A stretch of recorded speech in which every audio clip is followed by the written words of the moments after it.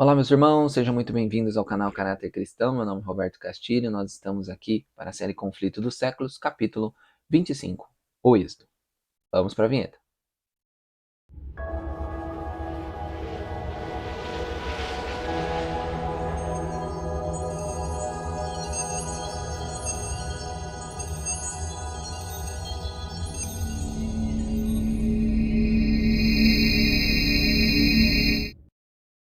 Bom, meus amados, capítulo 13 do Êxodo fala sobre a consagração dos primogênitos a Deus e também mostrando que Deus guiava o povo através da nuvem de dia e uma nuvem de fogo à noite. No capítulo 14, já é a perseguição de Faraó. O mar vermelho abre para o povo de Deus passar e depois o mar fecha, matando todo o exército egípcio. No capítulo 15 é o cântico de Moisés sobre a libertação, o povo murmurando a Deus por Mara, né, pelas águas amargas ali em Mara. No Patriarcas e Profetas, logo no primeiro parágrafo, fala algumas coisas bem importantes. Primeira coisa é que a saída do Egito foi rápida, antes mesmo do sol nascer. Tá? Deus também gosta das coisas organizadas, então ele sempre teve uma organização e sempre gostou da ordem, desde o céu até sempre. É eterno, Deus é um Deus de ordem. E é por isso que tem a organização e o Israel não saiu de qualquer jeito do Egito. Ali fala que ele foi colocado em dois grupos, tudo arrumadinho, bonitinho.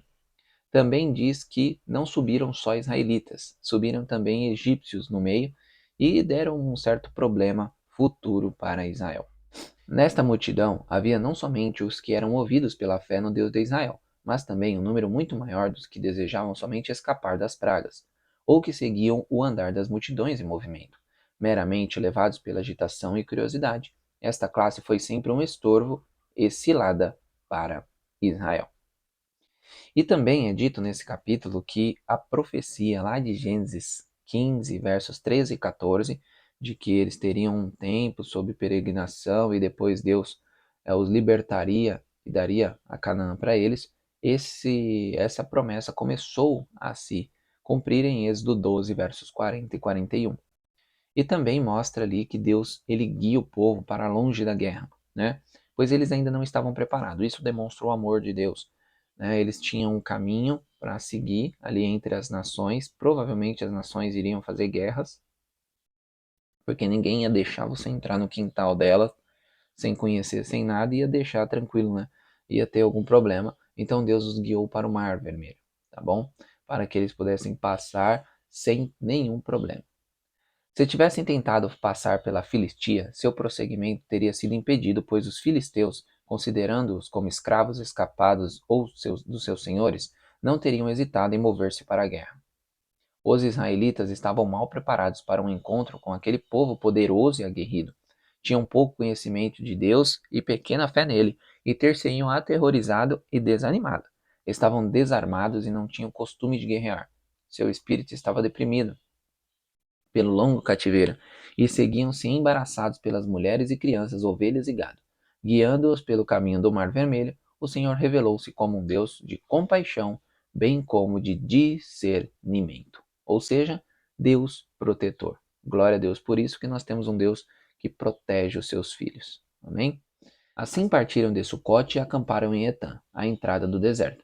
E o Senhor ia diante deles de dia numa coluna de nuvem, para guiar pelo caminho, e de noite numa coluna de fogo, para os alumiar, para que caminhassem de dia e de noite. Nunca tirou de diante da face do povo a coluna de nuvem, de dia, e nem da coluna de fogo de noite. Então, Deus sempre ficou com o seu povo.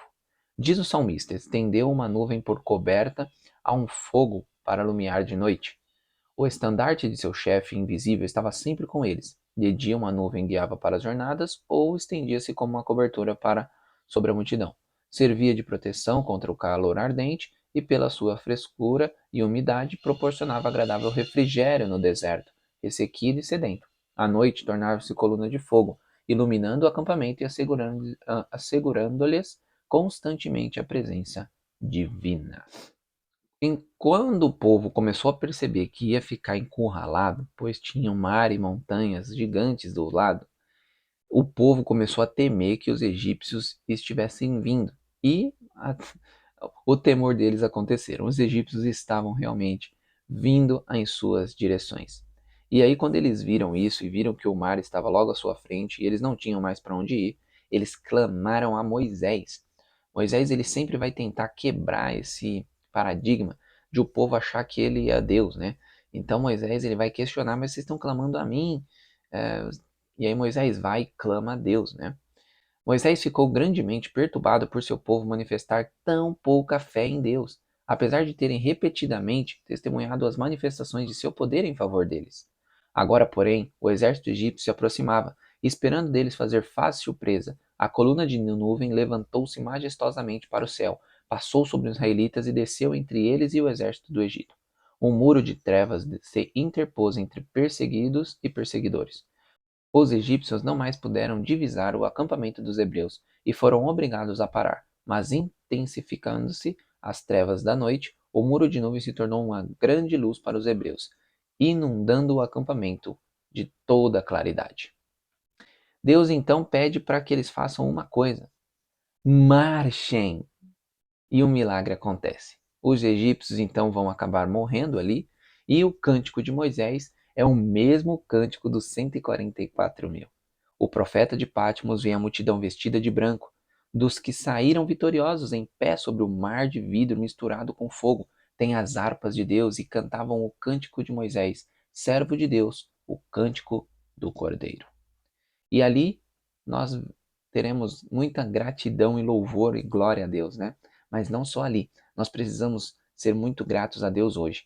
Nós somos um povo muito ruim de agradecimento. Aonde quer que for, aonde quer que o que você faça, agradeça.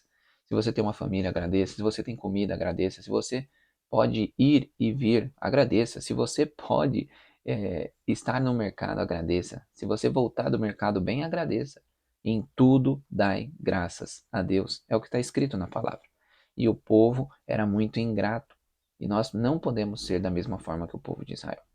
Libertando nossas almas do cativeiro do pecado, Deus operou para nós um livramento maior do que os dos hebreus no Mar Vermelho. Como a hoste dos hebreus, devemos louvar ao Senhor com o coração, com a alma e com a voz pelas suas maravilhosas obras aos filhos dos homens. Aqueles que meditam nas grandes bênçãos de Deus e não se esquecem de suas menores dádivas, cingir-se-ão de alegria e entoarão sinceros hinos de louvor. Às bênçãos diárias que recebemos das mãos de Deus e, acima de tudo, a morte de Jesus para trazer a felicidade e o céu ao nosso alcance devem ser objeto de gratidão constante. Devemos obedecer a esta ordem, mesmo que os nossos olhares não possam penetrar nas trevas e sintam as frias vagas em redor de nossos pés. Os obstáculos que embaraçam o nosso progresso nunca desaparecerão diante de um espírito que se detém ou duvida. Aqueles que adiam obediência até que toda a sombra da incerteza desapareça e não fique perigo algum de fracasso ou derrota, nunca absolutamente obedecerão. Bom, meus queridos, que nós possamos ser mais gratos a Deus todos os momentos de nossa vida. Em tudo, dai graças. E o que mais chama atenção, o último parágrafo praticamente do capítulo, e é algo que nós precisamos finalizar aqui o vídeo com isso.